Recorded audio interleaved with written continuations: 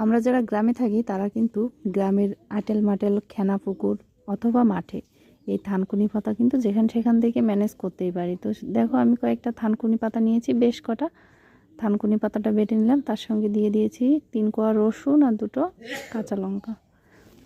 তো এখন রসুন আর কাঁচা লঙ্কাটাকে ভালোভাবে বাটবো, এটা পিষে নিয়ে তারপরে থানকুনি পাতার সঙ্গে একসঙ্গে মিক্স করে দেব। তো দেখো আমার থানকুনি পাতা আর রসুন আর কাঁচা লঙ্কা সব কিন্তু একসঙ্গে বাটা হয়ে গেছে, মিক্সড হয়ে গেছে। তো এটা একটা বাটিতে তুলে নিচ্ছি। তারপরে এর ভিতরে দেবো কি বলো তো, এর ভিতরে দিয়ে দেবো সামান্য একটু লবণ আর তার সাথে দেবো একটু সরিষার তেল।